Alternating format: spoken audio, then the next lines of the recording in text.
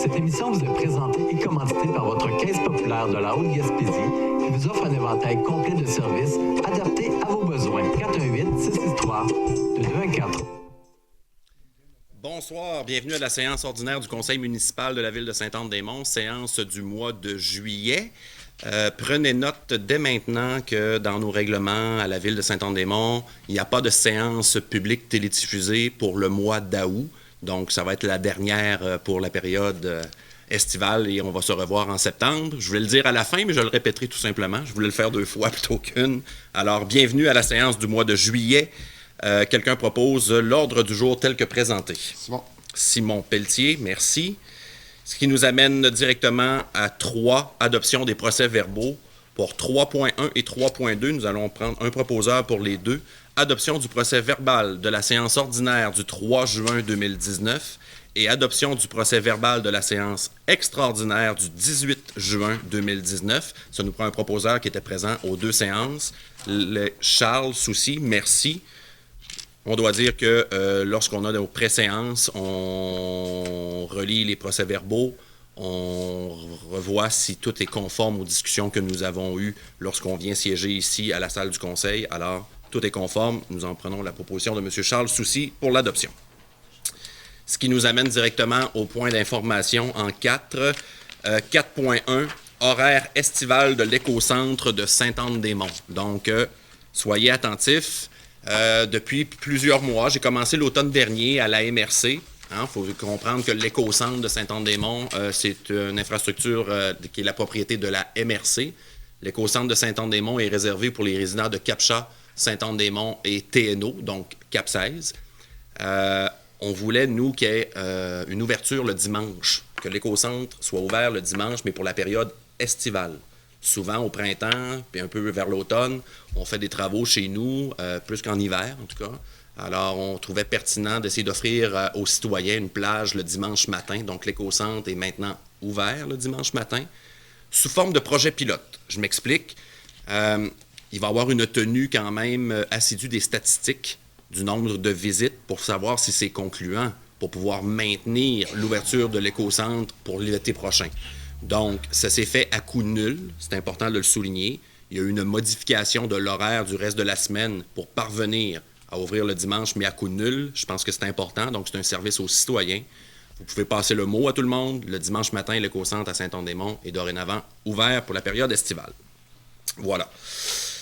Remise des diplômes aux nouveaux pompiers. Il y aura une cérémonie qui va être télédiffusée par Télévision Haute-Gaspésie demain soir à 19h30 en direct.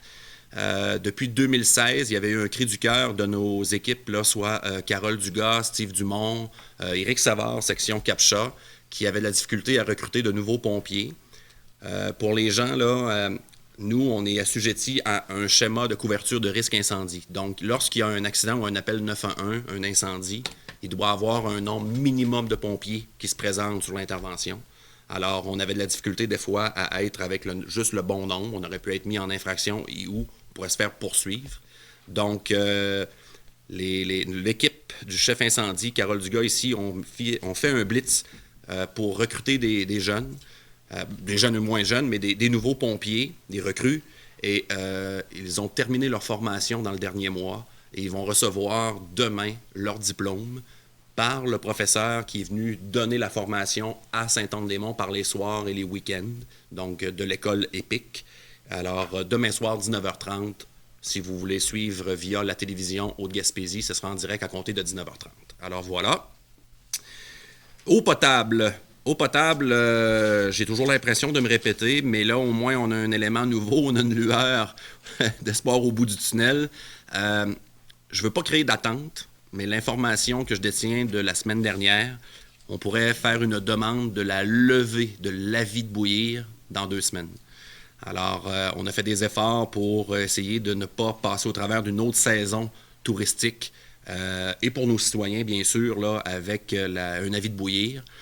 Il y a encore une période de test qui est en cours, mais on prévoit faire cette demande-là d'ici 2 semaines. Alors, je vous demande encore d'être patient, mais enfin, on va voir vraiment la fin de toute cette saga-là. Alors, je tenais à vous informer de ça. Avant de parler de la fête du bois flotté, Charles, j'ai un dernier petit point. Récemment, lors d'un 5 à 7 avec tous les employés municipaux, nous avons honoré 5 départs à la retraite de 5 employés de la ville de Sainte-Anne-des-Monts. Je vais vous les nommer. Il y a Mme Nicole Paquette, qui a déjà travaillé anciennement comme employée au centre de plein air. Et à l'époque que le centre de plein air avait fermé, elle avait été relocalisée à la bibliothèque. Alors, Mme Nicole a pris sa retraite. Mme Diane Chenel, qui est commis comptable ici au centre administratif, qui va partir, si je ne me trompe pas, début août. Oui. Exact. Mme Hélène Thibault, qui a terminé, qui a pris sa retraite, qui a quitté il y a 2 semaines maintenant. Alors, Hélène qui a commencé sa carrière, mais lorsque c'était avant les fusions pour la municipalité de Tourelle, aux fusions avec Tourelle-Sainte-Anne-des-Monts, elle est venue ici au centre administratif. Monsieur Jean-Paul Vallée, qui travaillait au loisir à l'Arena. Monsieur Jean-Paul a quitté son emploi, a pris sa retraite aussi, malgré qu'il y a bien des gens qui l'astinaient. Fais une autre année, Jean-Paul. Mais finalement, il a donné sa lettre de démission. Et enfin, le chef du service incendie, M. Carole Dugas, carrière d'une 40aine d'années à la ville de Sainte-Anne-des-Monts, va quitter lui aussi début août. Alors, à tous les 5, merci pour vos loyaux services auprès de la communauté. Alors, je vous salue, puis passez une belle retraite. Profitez-en bien. Alors voilà, un autre point d'information. Je lance la balle à Charles Soucy, qui est membre du conseil d'administration du CADEC, qui est l'organisme qui organise la fête du bois flotté. Alors voilà, Charles, c'est à ton tour. Alors, bonsoir tout le monde. Cette année, pour la fête du bois flotté, ça va être le conte Bonnet Rouge de Léon Collin de Tourelle. Il va être à l'honneur lors de la fête du bois flotté. Alors, les gens connaissent beaucoup Léon Collin et François Solorin, dans le fond, qui sont dans le roman Romancero, qui a été des grands conteurs, puis ça a été enregistré beaucoup par Marius Barbeau. Alors, pour la fête du bois flotté, ça va se tenir du 1er au 4 août. Les bracelets sont actuellement en pré-vente à 10 $ pour tout le week-end. Alors, le bracelet de 10 $ vous donne accès au site et à tous les spectacles. Vous savez, les spectacles, c'est quand même très bon cette année. Jeudi soir, il va y avoir Nicolas Pellerin et les Grands Hurleurs avec Steve Hill. Vendredi soir, Irving Blais.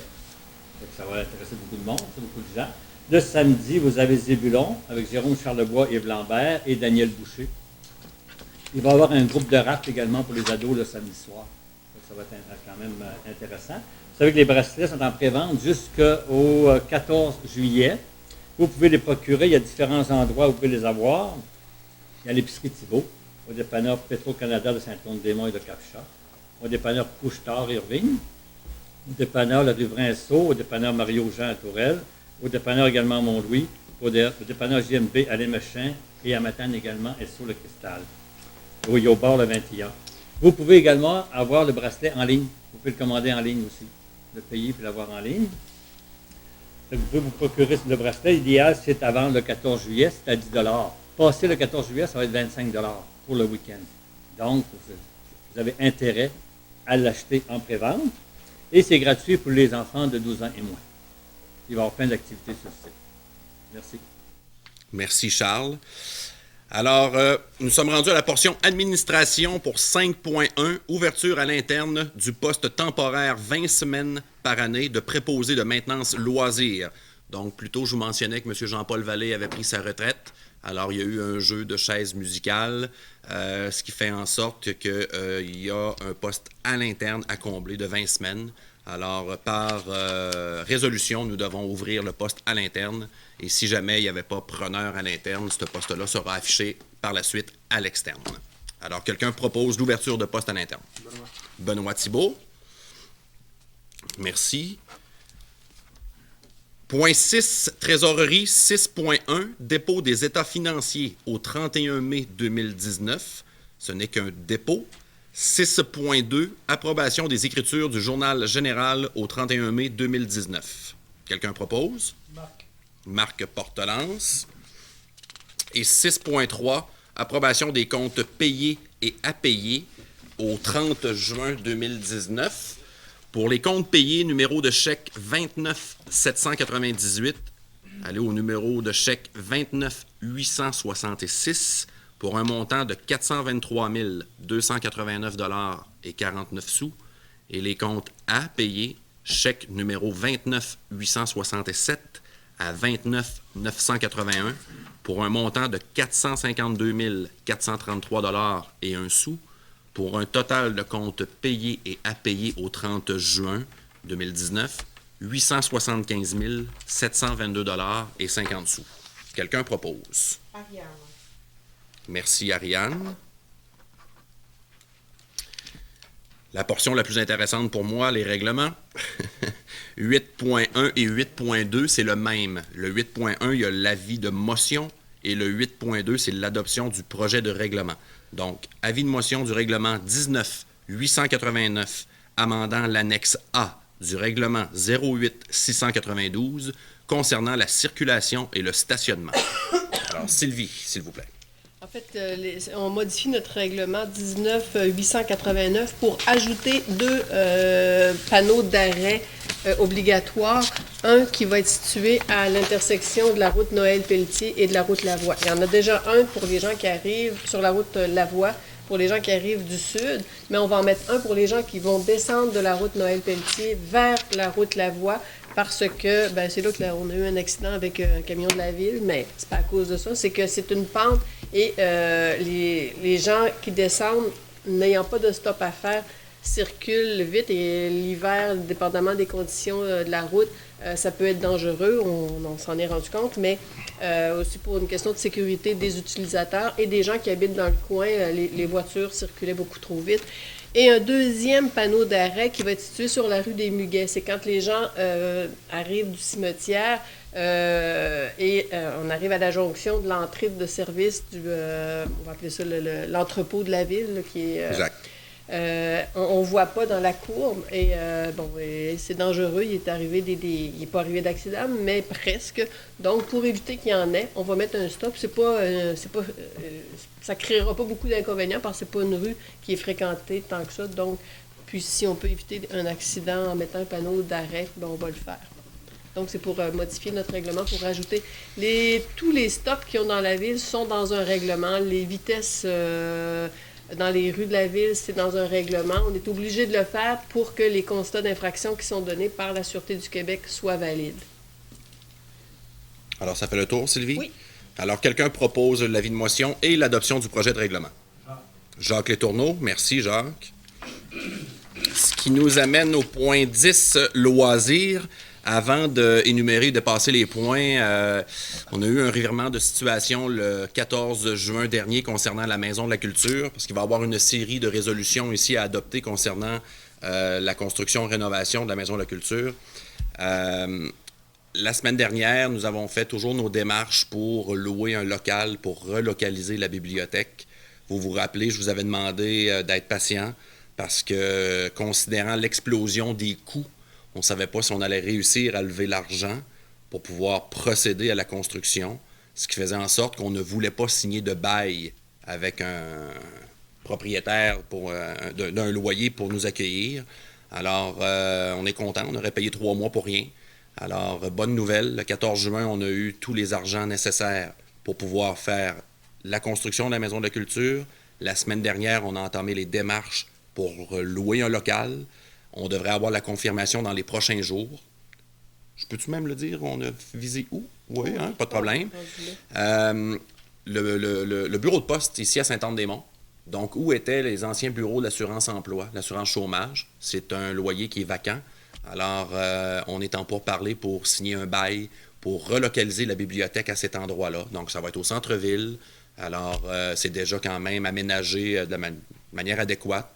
Alors, on attend la confirmation pour signer le bail, pour pouvoir commencer à aménager ou à amener nos boîtes. Alors, voilà. Je vous demande encore d'être patient, mais au moins, c'est une bonne nouvelle parce que l'argent qui était sorti en trop au niveau de les soumissions, on ne voulait pas emprunter cette somme d'argent-là. Le conseil de ville était vraiment... c'était un trop gros montant pour après ça vous taxer. Alors, on est content. En 3 mois, on a réussi à trouver les sommes d'argent autant au Québec qu'au fédéral. Ça n'a pas été facile, mais regardez, ça c'est derrière nous. On procède maintenant. Vous allez voir la série des résolutions. Justement, il y a une réunion de chantier, si je ne me trompe pas, cette semaine, Sylvie, de mémoire, je ne sais pas quelle journée. Alors, c'est demain, avec l'entrepreneur qui est LFG. Alors, on croit qu'il devrait commencer à préparer excusez-moi le mot, mais le setup, peut-être avant les vacances de construction, pour vraiment commencer après les vacances de construction. Alors, on va vous tenir informé aussi beaucoup là, via soit journal et ou réseaux sociaux, ce qui fait en sorte qu'on va tenir informé notre population pour quand est-ce qu'on va être capable de relocaliser, quand est-ce qu'on va ouvrir une nouvelle bibliothèque, et on va publier aussi là, des nouvelles des travaux. Ça vous va? Nous sommes à 10.1, mise à niveau de la Maison de la Culture, mandat à l'arpenteur géomètre Christian l'Italien pour un plan d'implantation. Donc, même... Oh, excuse-moi, Ouais. c'est pas le bon que j'ai là, c'est beau, excuse-moi. Je voudrais juste, même si c'est quelque chose pour la ville, on doit suivre quand même les procédures. Donc, nous avons besoin d'un plan d'implantation parce qu'il va y avoir un agrandissement du bâtiment. Alors, quelqu'un propose. Charles Soucy, merci. 10.2, mise à niveau de la Maison de la Culture, autorisation de paiement 2.4.9 à Mario Briand, facture 140 419,02. C'est une facture au montant de 80 785 $ avant taxe, et c'est pour les services professionnels en scénographie. Alors, quelqu'un propose. Benoît? Oui, José? Ouais, c'est ça, c'est 3000, excuse. Pourquoi que moi, ici, 10.2, 80 000? Je suis désolé. OK, excusez-moi. Le montant total du contrat octroyé à M. Briand était de 80 000 pour l'ensemble de son travail, mais là, on a une facture seulement de 3 736,68. Désolé. Merci beaucoup, tout le monde. Parfait. Quelqu'un propose? Benoît? Benoît Thibault. Excusez-moi, tout le monde. 10.3, mise à niveau de la Maison de la Culture, autorisation de paiement à 2.2.3 à Proux, Savard, Cardin, Ramirez, Julien, consortium d'architectes. Donc, eux aussi, le contrat total était de 130 000 $ avant taxe pour toute la confection des plans et devis et la surveillance de chantier qui va venir bientôt. Et le paiement aujourd'hui est de 9 014 $ et 4 sous. Quelqu'un propose? Jacques Letourneau. 10.4, mise à niveau de la Maison de la Culture, autorisation de paiement 2.3.4 à FNX Innov. Donc, ça, c'est les ingénieurs. D'ailleurs, je dois mentionner, je ne sais pas si vous vous rappelez, on était déçus que les coûts avaient explosé et on avait dit que c'était une responsabilité de la firme d'ingénieurs. On avait retenu ce paiement-là, puisqu'on va être amené à travailler avec les ingénieurs lors de la construction. Ce qui fait en sorte qu'on va faire le paiement. De toute façon, on a maintenant nos sommes d'argent. Alors, eux, le montant du contrat total pour tout le processus était de 64 300 $ avant taxe. Aujourd'hui, nous payons une facture au montant de 22 162 $ et 58 sous. Quelqu'un propose? Charles Soucy, merci. 10.5, mise à niveau de la Maison de la Culture, autorisation de paiement à R3D Conseil Inc., facture 024 932. Donc, eux, ici, c'était le gestionnaire de projet, au montant total de la facture pour tout le processus depuis 15 mois et la prochaine année de 149 700 $ plus taxes. Aujourd'hui, nous acceptons de payer une facture de 10 327 et 6 sous. Quelqu'un propose? Marc. Marc Portelance. Merci, Marc. 10.6, mise à niveau de la Maison de la Culture, acceptation d'une soumission pour service en géotechnique. Je m'explique, ça c'est pour faire les tests de sol considérant l'agrandissement. On n'avait pas fait faire, bien sûr, les tests de sol si on n'avait pas la garantie, si on allait de l'avant, puisque c'est le cas maintenant. Alors, nous passons une entente avec la compagnie Englobe pour les tests de sol au montant de 9 641 $ pour les services en géotechnique. Quelqu'un propose? Jacques Letourneau. Le 9 641 $, c'est un montant avant taxe. Merci, Jacques. 10.7, mandat au CADEC, gestion du projet de mise en valeur du patrimoine folklorique de Sainte-Anne-des-Monts. Donc, depuis quelques années, c'est le CADEC qui met en valeur notre patrimoine, qui organise la fête du bois flotté, le nouveau circuit avec piste sonore des sculptures de bois flotté de l'autre côté, au Jardin du Souvenir. C'est un projet qui émane aussi de l'organisme Le CADEC. Donc, ce soir, on les mandate à titre de gestionnaire de la poursuite du projet de mise en valeur du patrimoine folklorique et de lui transférer les sommes réservées à l'entente culturelle. Quelqu'un propose? Charles Soucy, merci. Et enfin, le point 10.8, Programme Jeunesse Canada au travail pour une carrière vouée au patrimoine. Embauche d'une stagiaire, Mme Alison Servant, qui a terminé ses études. Et nous avons l'opportunité, en versant, nous, notre contribution de 6 000 et quelques... 6 600 $. Nous obtenons 10 000 en subvention pour l'embaucher pour une période de 23 semaines, qu'on a dit tantôt. Donc, pour une période de 23 semaines, ça nous coûte seulement 6 000 $. Madame Servant a aussi intégré le conseil d'administration de la Société d'histoire récemment lors de la dernière Assemblée générale annuelle. Alors, Mme Servant va assister Mme Monique Campion, notre directrice de la culture, et surtout que Monique va être affairée beaucoup au temps de construction pour être sûr qu'il n'y arrive pas d'avaries, de problèmes et de pépins. Donc, Mme Alison va nous faire le bras droit de Monique pour l'assister là, dans les bonnes opérations aussi ou dans la poursuite de l'offre culturelle à Saint-Anne-des-Monts. Quelqu'un propose? Marc Portelance. Merci, Marc. C'était le dernier point de l'ordre du jour. Alors, pour les gens qui suivaient via la télévision Haute-Gaspésie, merci beaucoup de nous suivre et de nous écouter. Je vous rappelle qu'il n'y aura pas de séance au mois d'août. Ça va aller au lendemain de la fête du travail en septembre. Bonne saison estivale. Merci beaucoup.